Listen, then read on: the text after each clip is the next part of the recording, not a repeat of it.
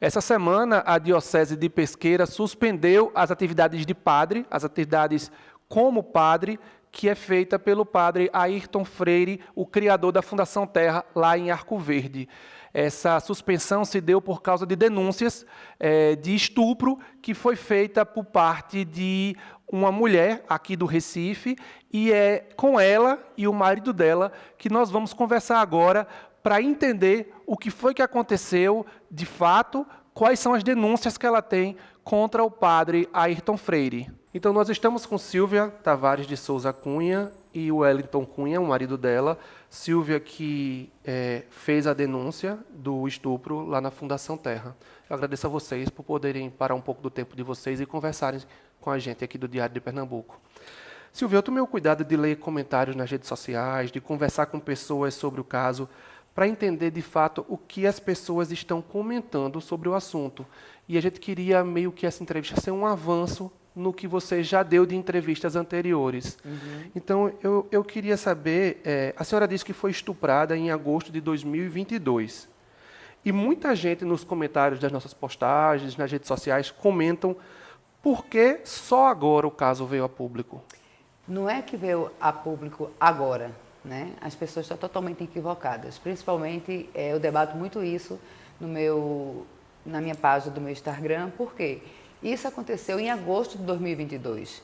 E eu fui à polícia, vamos dizer assim, no Ministério Público, eu fui em setembro para outubro. Então, assim, eu passei mais ou menos 2 meses para me recuperar emocionalmente, porque eu entrei em crise, eu surtei, eu fui parar na Tamarineira, eu tive síndrome do pânico, meu marido saiu de casa, certo? Eu não queria ver homem nenhum. E, assim, eu acho interessante as mulheres falarem isso, em geral, porque conheço pessoas que passam 5 anos, 10 anos, 15 anos. Tem pessoas que nem falam. E eu resolvi me recuperar emocionalmente para poder reagir, porque até então eu não reagia, eu perdi bastante peso, né? Porque eu não comia, não fazia nada, a não ser ficar dentro do quarto chorando. Então, isso foi... a senhora levou, então, para essa denúncia... Foi... 1 mês e meio a 2 meses. E qual foi a participação efetiva do padre Ayrton Freire no seu caso de estupro? Total. Total, porque ele não só comandou, como ele participou. Como se deu essa participação? A participação foi quando ele mandou o Jailson tirar a minha roupa, que eu mesmo tirei com a faca no pescoço, certo? E ele, nu, saiu da cama e começou a se masturbar, falando palavras tipo assim, ela é bastante quartuda, de meio-dia tem mais. E pela polícia, não basta uma pessoa, né? Teve 2 pessoas participando de um ato sexual, de um estupro. Ele também é estuprador. Quem consumou o fato foi o Jailson. O Jailson. Enquanto o outro se masturbava e depois que acabou o que ele queria fazer, ele pegou no testículo do Jailson e disse, olha só que coisa linda. E disse para mim que de meio-dia teria mais. Isso aconteceu no dia 18... Eu cheguei lá no dia 17, mas aconteceu dia 18. 18 de agosto, né? De agosto.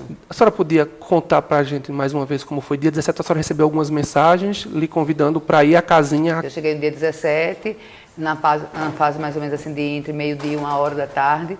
Sempre tive acesso a ele demais, muito acesso. A nossa amizade era uma amizade assim de praticamente de irmãos, né? Eu não posso dizer de pai porque eu nunca vi padre ter filha, né? Mas vamos dizer assim. Então eu chamava ele de Padinho e ele me chamava de Princesa. Almoçamos e perguntei para ele, Padinho, o que é que o senhor vai fazer agora? Ele disse, vamos lá para o templo, certo? Que no templo a gente vai ter a conversa que ele faz, o retiro. Não é nem um retiro, vamos dizer assim, as consultas espirituais, né? E aí, ao entrar, ele disse, 3 horas eu tenho a missa, o texto da misericórdia, mas dá tempo, por causa do horário do almoço dele. E quando eu cheguei, sentei, ele olhou para mim e disse, olha, tem um rapaz aqui, certo, que ele achou muito bonita. Perguntou se você era modelo, se você era atriz, se você era advogada, se você era juíza. E eu comecei já a achar estranho. Eu digo, Padrinho, que papo é esse? Ele disse, respeita a casa, porque eu estava num templo. Eu digo, não, desculpa, o senhor que não está me respeitando, você sabe que meu marido está aqui fora. E aí ele pegou e disse, tá, tudo bem. Ele já estava, no caso, armando, né? Porque ele é um psicopata. Isso aí eu posso afirmar. Eu falo por mim, eu digo que ele é um psicopata. Então, eu disse, olha, eu não quero saber desse assunto, eu só quero uma coisa, se for possível. Eu quero alguma coisa, algum amuleto que o senhor possa me dar. Então, quando foi à noite, que eu já tinha acabado de tomar café com ele, ele, meu esposo e outras pessoas que estavam lá, ele disse para... Eu me despedi dele, certo, dizendo que ia dormir. Foi quando o guardião, que ele pediu para o rapaz me chamar de guardião, disse, Silvia, dona Silvia, o padre mandou a senhora esperar, entendeu? E eu esperar para quê? Ele disse, não, que ele tem uma coisa para lhe dar. Evidentemente que eu lembrei que seria alguma coisa que eu tinha pedido anteriormente. E essa demora demorou mais ou menos 1 hora. E eu já estava impaciente, porque eu fumo e eu tinha acabado de tomar café. Então, eu disse, faz o seguinte, amanhã eu falo com o Padinho, que eu estou cansada. Aí foi quando ele pegou o telefone, o Jailson, passou a mensagem para ele, que ele estava poucos metros de distância, e aí ele respondia em áudio. Princesinha, às 6h30 da manhã está aí na casinha, tá certo? Resumindo a história, eu fui. Sendo que como era 6h15, 6h20 mais ou menos, o Hélito, meu esposo, e a senhora que estava comigo também, disse assim, eu disse, é melhor vocês descerem, porque de 7 horas tem um café da manhã. Vocês esperam um pouco tempo, porque lá, como é muito grande, não sei se você conhece, Não conheço. Dá mais ou menos uns 15 estádios do Arruda, para você ter noção. Então, eu disse, eu vou dirigindo até a casinha. Quando eu chego lá, o Jailson estava com o carro parado e disse, dona Silvia, o padre Ayrton disse que você entrasse no meu carro porque os cachorros se soltaram. Tem vários cachorros, mas os cachorros aqui só atendem alemão. Aí eu disse, é difícil, né? Cachorro atender alemão. Aí eu fui a primeira a entrar no carro dele. Aí ele pediu para a senhora entrar no meu carro. Aí eu disse, pronto, o Hélito fica num carro, vai ficar aqui e eu vou. Ele passou pelo meu esposo, parou o carro e disse, olha, estou levando sua esposa porque os cachorros estão soltos. É melhor vocês se afastarem e ir para um lugar mais reservado e fechar a porta, de preferência para o refeitório, porque os cachorros só atendem alemão. Enfim, fomos para a casinha. Ao chegar na casinha, que é uma parte que fica dentro da fundação, mas é bastante longe, certo? Ele chegou... Eu olhei para ele, para o guardião, que ele queria que eu chamasse ele de guardião, e perguntei, será que ele não está dormindo pela hora? Ele fez, não, mas ele não marcou com você? De 6h30 ele já está acordado. Aí eu cheguei, faça o seguinte, vá lá, entre, veja como é que ele se encontra, e você me dá um sinal. Porque de repente ele podia estar tomando banho, ele podia estar rezando, ele podia estar se alimentando, enfim. Eu não queria ser tão invasiva. Foi quando ele foi, em menos de 1 minuto, ele me chamou. E aí eu correndo, por causa do cachorro, porque o canil fica muito próximo da casinha, eu entrei. Ao entrar, ele estava deitado com lençol de seda, puro. E aí foi quando ele olhou para mim, eu disse, oi Padinho, tudo bem? O que é que o senhor queria comigo? O que você quer comigo tão cedo aqui na casa? Aí ele chegou e disse, o senhor está dormindo? Porque ele estava deitado de bruço.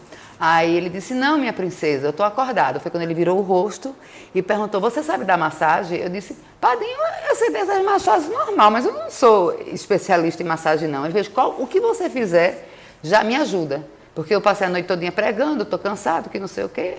Eu não vi malícia nenhuma, até porque, para mim, ele era, tirando aquela roupa, com roupa ou sem roupa, de batina, ele era meu melhor amigo, né? E aí eu subi nas costas dele e comecei a dar massagem. E aí eu comecei a dar massagem pelos ombros, fui descendo na costela. Quando ele disse assim, aperte o meu cóccix. Quando eu apertei o cóccix dele, ele estava sem zorba, sem short, sem nada por baixo. E foi aí que eu pulei da cama. Ao pular da cama, o Jailson me deu uma gravata e botou a faca no meu pescoço. E eu, sem entender nada, disse, o que é que está acontecendo, Padinho? Chorando, ele disse, nada.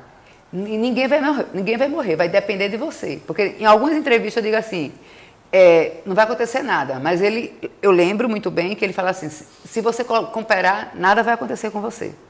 E aí houve o estupro. Ele se levantou da cama, sentou numa cadeira tipo papai, daquelas antigas, que não é essas modernas de hoje, na casa dele, e começou a se masturbar e começou a falar palavras tipo assim, ela é quartuda, ela é bonita, ela é magra, mas tem nádegas grandes e seios, essas coisas assim. Foi quando eu fui pro banheiro já com o outro também com a faca, mandou tomar meu banho, eu tomei. No momento nenhum, ele tirou a faca de perto de mim. Não tinha como correr, até porque eu disse, eu vou gritar. Ele fez, é pior para você, porque aqui ninguém escuta. Realmente, não tinha como escutar, porque é muito longe. Não tinha ninguém como escutar.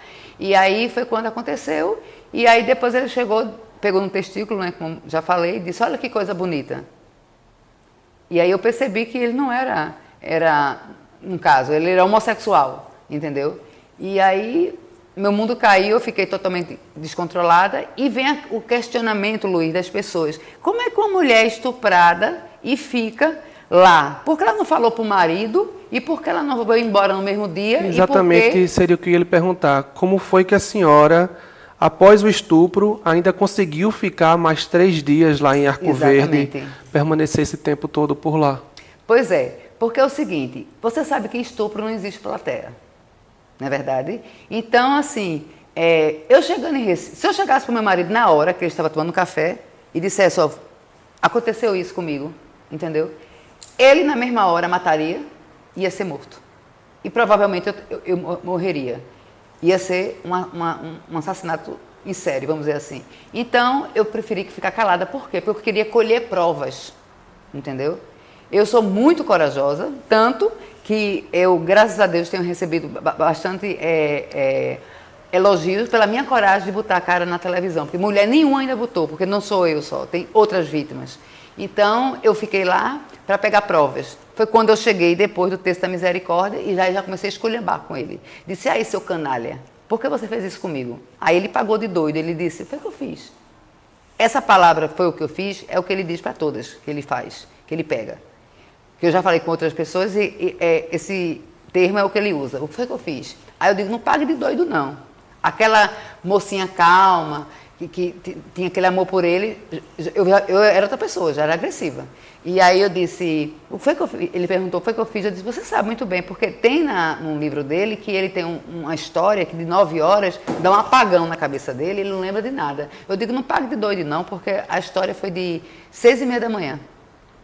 Aí ele bateu no meu ombro e disse, vai tomar um cafezinho, fumar um cigarro? E aí eu comecei. Mas toda hora que eu falava com ele, ele olhava para a minha mão, percebendo se eu estava com o celular ou não. Porque as outras pessoas, ele quebrava o celular das pessoas depois do que acontecia. Mas vou falar da minha pessoa. Então, é por isso que eu fiquei lá.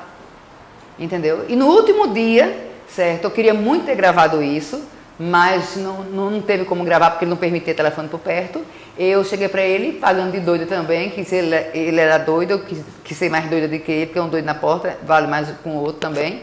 Disse para ele, Padinho, eu posso voltar aqui de novo? Ele disse, rindo cinicamente dentro do carro, que ele ia pregar missa na quadra de Arco Verde, disse, agora venha e traga uma mulher como você, alta, magra, já que você é morena, traga uma loira, porque as pessoas que ficam com quem eu quero gostam também de mulheres altas e magras, não gostam de mulheres fortes, que tenham a perna, vamos dizer assim, bombada, a palavra que ele usou, bombada, eu gosto de mulheres magras. O que foi que a senhora entregou como prova à polícia? Infelizmente, Luiz, eu não posso falar porque ainda está em segredo de justiça. Mas eu tenho provas, né? Tem um áudio, que é um áudio importantíssimo, e tem outras provas também que ele não tem como negar. A senhora mencionou em outras entrevistas, e até aqui agora, que representa outras mulheres, e aqui agora falou até outros homens, que não tiveram a mesma coragem que a senhora. A senhora tem ideia de quantos relatos como o seu a senhora ouviu? Que as pessoas entraram no meu direct, certo? Foram 4 mulheres, fora as mulheres de fora. Tem Fortaleza, tem uma, Maceió tem outra, entendeu? E as de lá da própria cidade. 5 homens, mas os homens, teve homens que resolveram calar a boca com medo de morrer. Seu Wellington, sua esposa falou aqui para mim e falou em outras entrevistas que não lhe contou de imediato sobre o estupro, com medo que o senhor matasse o padre Ayrton.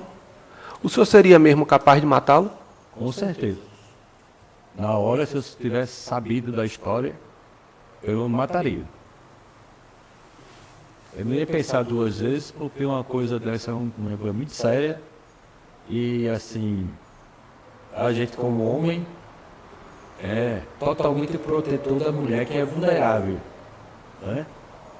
E por uma parte, assim, admirei muito a coragem dela de ficar e também de não ter me dito, porque ela me conhece, sabe meu comportamento como é e sabia o que eu deveria fazer.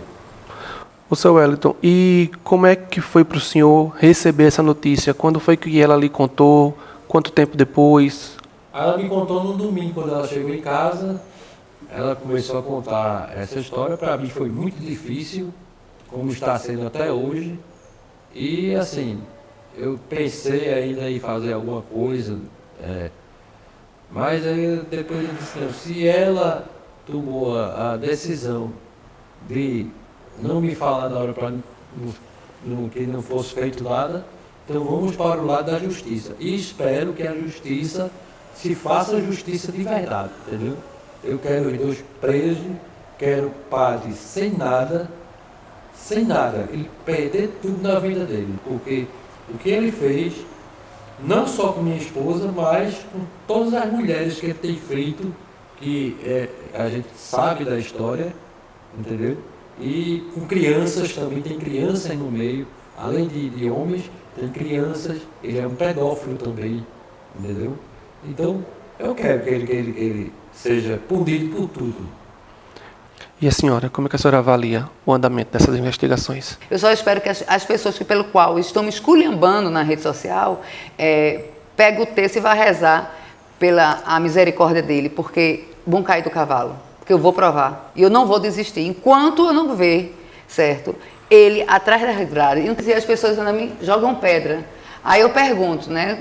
Digo sempre na rede social, se for sua mãe, se for sua filha, se for seu filho, você teria coragem de sair dali para uma delegacia? Primeiro que o homem é muito poderoso. Quem que não tem medo de morrer? Porque eu tenho medo de morrer. Ontem mesmo eu fui no Ministério não, desculpa, fui no Palácio da Justiça e perguntaram se eu queria escolta. Eu disse, não, até agora não precisa, apesar que já fui agredida verbalmente na rua, trancaram o meu carro e começaram a me esculhambar e o povo não sabia sem entender o que era, na verdade pensava que era briga de trânsito, e uma louca dizendo, você vai pagar, você vai morrer, você vai queimar no mármore do inferno, e todo mundo buzinando, e eu com medo que ela, não que ela fosse abrir o carro, porque o carro estava travado, mas que ela jogasse alguma coisa no carro. Então a senhora sofreu agressão já verbal na rua? Demais. Em posto de gasolina, em Bom Preço, em shopping, qualquer lugar que eu ando. Tanto, academia tanto e dando os parabéns pela coragem, e como também os fanáticos. Que também, eu também digo e disse em outras emissoras, se fosse o contrário, você chegando para mim dizendo que alguém tinha sido estuprado, eu ia brigar com você, porque eu jamais acreditaria. Então, eu até entendo, agora eu só queria que me respeitassem. Então, a senhora, até o estupro, se considerava também fanática? Lógico, tanto fanática que eu fiz aqui uma tatuagem, né? Padre Ailton Freire, creio em Deus Pai. Evidentemente que eu vou tirar isso aqui. E a cruz é a marca da Fundação Terra. Exatamente, é a marca da Fundação Terra. Eu vou tirar, não chegou a hora, mas vou tirar isso aqui, claro. E me consideraria, fui fanática dele porque para mim ele era um santo. Então santo é santo, mas aí depois caiu a ficha que não existe santo na terra, santo só no céu. E ele para ser santo ele tem que morrer, ele tinha que fazer como ele fez milagre na terra e depois de morto, né? Mas não é o caso. O que é que essa tatuagem representa para a senhora hoje? O que é que a senhora sente quando olha para essa tatuagem? Eu, infelizmente, já mostrei umas 2 vezes para você, né? Mas geralmente eu estou com blusa comprida e eu só enxergo o que eu quero enxergar, entendeu? A minha mente é bastante seletiva.